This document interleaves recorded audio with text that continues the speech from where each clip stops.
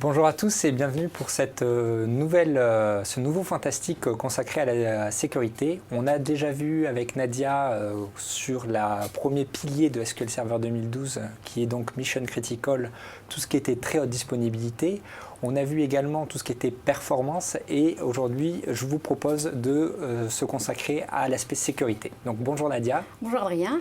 Je pense que tu vas pouvoir nous éclairer un peu plus sur les nouveautés qu'on a apportées avec SQL Server 2012 sur tout ce qui était sécurité et compliance. Et oui, effectivement, SQL Server 2012 arrive aussi avec beaucoup de nouveautés en termes de sécurité, tout comme sur les autres piliers. Et avant de rentrer dans les nouveautés d'SQL Server 2012, je voulais juste faire un petit récapitulatif sur ce qui existait déjà avec SQL Server 2008. On avait déjà rajouté pas mal de choses, hein, et donc je pense que c'est bien de refaire un petit zoom pour que vous voyez les évolutions et les ajouts de fonctionnalités qu'on a rajoutés en plus. Donc, juste pour rappel, quand on parle de sécurité, il y a trois principaux axes auxquels on s'attache. C'est la protection des données, donc comment je protège mes données. La deuxième, c'est le contrôle d'accès. Quand j'y accède, quels sont les mécanismes mis à ma disposition? Et bien sûr, la compliance, pour essayer de savoir qui fait quoi, et est-ce qu'effectivement, des personnes qui n'ont pas des autorisations vont faire des choses auxquelles ils n'ont pas le droit. Donc vous voyez qu'ici, sur SQL Server 2008, en termes de protection de données, on a rajouté l'encryption de données, la possibilité de stocker ces clés d'encryption dans des serveurs de KM. Côté contrôle d'accès, eh bien, l'authentification Kerberos a été renforcée. Côté compliance, on a la partie auditing, c'est-à-dire savoir qui fait quoi. Et puis, toute la partie gestion des policies pour définir des règles sur mon serveur. Donc, il y avait quand même pas mal de trucs sur 2008, 2008 R2 déjà. Beaucoup de choses sur 2008 R2. Et puis, on s'est dit, on ne va pas s'arrêter là. Donc, sur SQL Server 2012, sur chacun des trois piliers, que ce soit protection de données, contrôle d'accès et conformité, on a rajouté des choses. Donc on va voir que pour la partie protection de données, ce qu'on a fait, c'est qu'on a enrichi les algorithmes de chiffrement qui existaient déjà jusqu'à présent dans la solution, en rajoutant le ASE 256 qui permet d'avoir les clés de sauvegarde, le hachage des mots de passe avec l'algorithme spécifique qui s'appelle le SHA 512 pour les connaisseurs. Donc vous voyez qu'en termes de chiffrement, on a vraiment enrichi les algorithmes pour permettre d'adresser tous les cas possibles. Au niveau de l'infrastructure nécessaire pour mettre en place du chiffrement, parce que quand on fait du chiffrement, effectivement, il y a besoin d'avoir une infrastructure pour gérer les clés, hein, parce qu'effectivement, plus j'encrypte, plus j'ai besoin de stocker ces clés. Eh bien, sachez qu'on continue de pouvoir utiliser les serveurs EKM, c'est-à-dire que SQL Server, c'est interfacé avec n'importe quel serveur EKM. Donc, vous pouvez stocker vos clés de sécurité SQL Server sur ce type de serveur. Et donc, du coup, si vous avez un serveur central qui gère les clés SQL, les clés d'autres applications, eh bien, ça vous permet en fait d'avoir une gestion des clés centralisée. Au niveau de la protection des données, puisque vous savez que SQL Server 2012, mais on y reviendra un peu plus tard dans l'un des épisodes prochains de l'interaction avec SQL Server Azure, puisqu'on est dans la sécurité, je tenais quand même à dire quelques mots dessus. Sachez que la protection des données dans le cloud est complètement supportée et maintenant, quand on se connecte à une base SQL Server Azure Database, eh bien, toute la connexion à cette base qui est dans le cloud est encryptée. D'accord. Du coup, donc ça c'était plus sur la protection des données. Je suppose que sur les contrôles d'accès, il y avait quand même pas mal de choses qui existaient. Donc je ne sais pas si on a réussi à rajouter encore de nouvelles fonctionnalités ou pas. Ah mais bien sûr, on continue d'enrichir la solution et parce qu'on écoute beaucoup les clients et qu'on écoute beaucoup les demandes qui sont faites. Donc on a renforcé en ajoutant des nouvelles fonctionnalités au niveau du contrôle d'accès.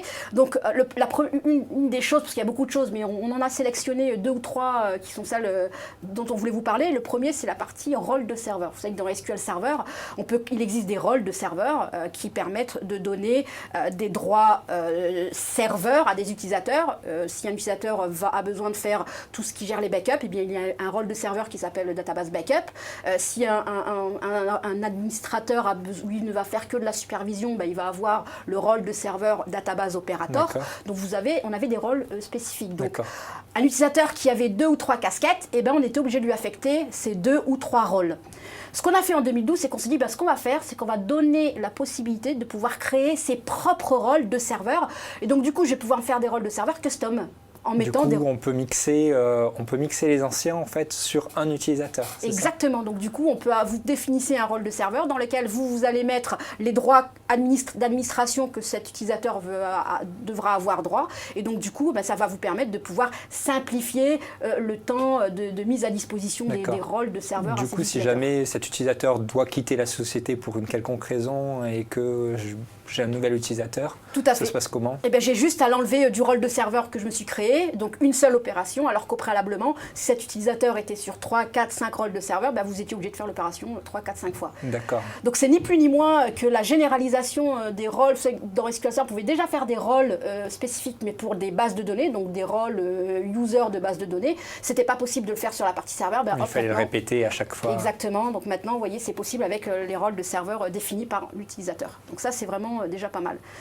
Une autre nouveauté qui est vraiment très très très bien, qui va beaucoup intéresser les administrateurs de bases de données, qui est le Container Database Authentification. Alors, qu'est-ce que le Container Database Authentification? Aujourd'hui, quand vous êtes DBA et vous avez donné des droits à un utilisateur qui va se connecter à votre serveur SQL, vous êtes obligé de le faire en deux temps. D'abord, vous donnez à cet utilisateur le droit d'accéder au serveur SQL, donc vous allez lui créer un login, et ensuite, cet utilisateur, vous devez lui donner le droit d'accès aux bases de données. Ça veut dire que l'authentification se fait en deux temps. D'abord, il me faut un login et ensuite, il me faut un user dans la base de données.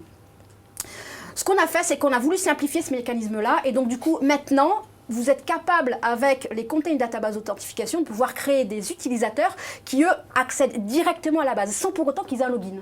D'accord. Donc du coup, ça permet d'avoir une authentification beaucoup plus simple. Du coup, avant, je me rappelle que si je devais déplacer une base d'un serveur à un autre, il fallait que je réplique également tous les logins, tous les users, etc. Tout à fait. Et donc c'est pour ça que les DBA vont être très heureux de cette fonctionnalité, puisqu'effectivement, quand on déplace une base de données d'un serveur vers un autre serveur SQL, eh bien, puisque un user était attaché à un login, eh bien, quand je resterai ma base sur le second serveur, eh bien, je fais des désynchronisations entre les users et les logins. Donc ce mode d'authentification permet de résoudre ce problème. Donc maintenant, je peux déplacer une base de données d'un serveur vers un autre serveur. Il n'y a plus du tout d'adhérence entre le user et le login de la base master. Et donc du coup, on a une authentification qui va permettre de pouvoir simplifier l'accès aux données quand mes données sont dispersées sur plusieurs serveurs. D'accord. J'ai également appris que sur tout ce qui était décisionnel dans SharePoint, on avait eu un premier volet avec le reporting services et Power Pivot intégré à SharePoint. C'était une première phase avec 2008 R2. Est-ce qu'on a amélioré ça un peu avec 2012? Oui, tout à fait. Alors, depuis SQL Server 2012, toutes les briques Reporting Services qui s'intègrent à SharePoint, eh bien maintenant sont complètement intégrées de façon native. Ça veut dire que maintenant, toutes les briques de reporting deviennent en fait des services de SharePoint et non plus un add-in de SharePoint. Ça veut dire que toute la partie authentification est complètement intégrée et donc ça va vraiment permettre d'avoir des modèles de sécurité qui sont complètement intégrés entre les briques BI que vous intégrez à SharePoint et l'Active Directory. On reviendra, alors quand on parlera de la partie nouveauté de reporting, on reviendra sur cette nouveauté d'intégration de Reporting Services à SharePoint. Alors, les rôles serveurs, ça m'intéresse pas mal. Donc, si tu pourrais nous faire une petite démo, ça serait sympa. Tout à fait. Alors, passons à l'action. Donc on va passer sur la démonstration. Donc le Management Studio, l'outil préféré des administrateurs de bases de données sur SQL Server. Donc je suis ici dans mon Management Studio et donc je vais dérouler le petit dossier sécurité. Donc vous voyez, comme dans les autres éditions, on trouve dans le dossier sécurité mes différentes informations. J'ai le dossier rôle de serveur que je vais aller dérouler. Et ce que je vais faire, c'est que je vais ouvrir mon petit requêteur SQL pour aller me créer un nouveau rôle de serveur que je vais appeler Common System Admin. Et ce rôle de serveur, qu'est-ce que je vais lui donner comme droit? Eh bien, je vais lui donner contrôle total sur le serveur, mais je vais empêcher les personnes de ce groupe-là d'aller créer des audits et d'aller créer des logins. Et ce que je vais aussi donner comme autorisation à ce rôle, c'est d'interdire l'impersonnation, c'est-à-dire de prendre le contexte d'utilisateur d'un autre utilisateur. Donc, je vais créer mon nouveau rôle de serveur. Et une fois que j'ai exécuté mon create server role, vous voyez que quand je rafraîchis, je retrouve dans le dossier server role mon common system admin qui est quelque chose qui est nouveau puisqu'effectivement ça, il n'était pas possible de le faire auparavant. Ce qu'on va faire maintenant dans la deuxième partie de la démo, c'est que je vais créer un compte. Donc je vais me créer un login. Ce login-là, je vais l'appeler Contoso Adam. Ok, je vais créer ce compte-là. Et pour l'instant, ce compte-là, je ne vais lui donner aucun droit. Donc, ce que je vais faire, c'est que je vais ouvrir une requête. Je vais prendre la place du Contoso Adam pour éviter d'avoir à ouvrir une requête. Donc, je vais prendre l'impersonnation de ce compte que je viens de créer et je vais lui demander de faire un select dans une table système. Pour l'instant, il n'a pas de droit, donc normalement, il n'est pas censé avoir les droits pour le faire. Donc, je vais quand même tenter, il tente sa chance, il exécute et bien sûr, je récupère un message comme quoi, effectivement, je n'ai pas la permission d'aller faire un select étoile dans les tables système. Donc, ce qu'on va faire maintenant, c'est que je vais maintenant mettre ce compte dans le groupe que j'ai créé et on va voir qu'en mettant ce compte dans le groupe qu'on a créé, eh ben, je vais pouvoir faire beaucoup plus de choses juste en le mettant dans le groupe. Donc je vais aller rajouter mon compte Contoso Adam sur le groupe que je viens de créer et je valide. Donc une fois que j'ai fait ça, ben, ce que je vais faire, c'est que maintenant je vais réexécuter ce que je n'avais pas le droit de faire et normalement tout fonctionne puisque maintenant on m'a mis dans un groupe qui a les autorisations pour faire ce type de choses. On va tester, vous vous souvenez, dans ce groupe de rôle de serveur, ce qu'on avait fait, c'est qu'on lui avait empêché d'aller faire du alter login, du crack login, donc ça veut dire que j'avais fait un deny. Donc on va exécuter pour essayer de faire une opération de modification ou de désactivation d'un compte et on voit que je me retrouve encore avec un message d'erreur puisque quand j'ai créé mon rôle de serveur, je lui ai interdit de faire ce type d'opération. Autre test qu'on peut faire, je vais essayer de me prendre le contexte du compte admin, donc de faire de l'impersonnation et donc je veux prendre le rôle du compte admin. Et là, bien sûr, j'ai un message d'erreur puisque quand j'ai créé mon rôle de serveur, eh bien, je l'ai empêché de faire de l'impersonnation sur les comptes existants. Donc voilà pour la démonstration et ce que je voulais vous montrer sur la partie rôle de serveur. Donc on va passer au dernier volant de la sécurité, donc ce qui concerne la conformité et des données et ce qu'on a rajouté dans SQL Server 2012. Sur les audits, sur 2008 R2, c'était quand même assez compliqué de les mettre en place si on voulait faire des audits sur nos machines. En tout cas, je m'en rappelle, j'ai passé quelques heures. Oui, alors c'était compliqué et puis c'était surtout pas pratique pour aller requêter les informations d'audit. Vous savez, quand on audite, ça veut dire qu'on trace ce qui se passe sur le serveur SQL, je trace tel utilisateur, je trace ce qui se passe sur tel ou tel objet. Donc souvent, on se retrouvait effectivement avec des fichiers d'audit qui pouvaient être très volumineux et pas forcément faciles à aller filtrer. Donc on a simplifié tous les mécanismes de création des audits et ce qu'on a vraiment fait, qui va vraiment vous permettre d'aller beaucoup plus loin dans la gestion d'audit, c'est d'avoir un système de filtre qui va vous permettre rapidement de rechercher les informations d'audit qui vous intéressent. Donc ça va vraiment permettre de gagner du temps dans les recherches et d'avoir une souplesse qui va être vraiment beaucoup plus simple et surtout de permettre à chaque utilisateur, à chaque DBA, à chaque administrateur de base de données de se faire ses propres audits personnalisés. Et puis, vous savez, quand on parle d'audit, on parle sécurité. Et puis, chez Microsoft, on s'est dit que la sécurité, c'était l'affaire de tous.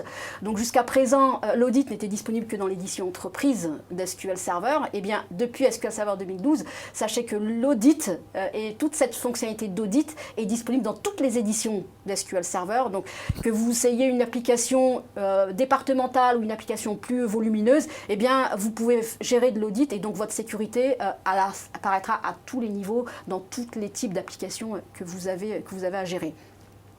Donc c'est vraiment beaucoup de nouvelles choses, vraiment pas mal de nouveautés. Il faut aller les tester, il faut aller les essayer. Donc j'espère qu'Adrien, je t'aurai convaincu et que c'est des choses que tu vas pouvoir mettre à disposition et vérifier que c'est quand même beaucoup plus riche que ce qu'on pouvait avoir jusqu'à présent. Donc Nadia, on a quand même vu les 3 premières briques, les 3 premiers fantastiques sur ce pilier plateforme pour applications critiques.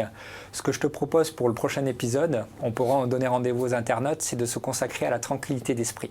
Donc merci Nadia pour cette présentation. Merci Adrien. Au revoir. Au revoir et à bientôt. À bientôt.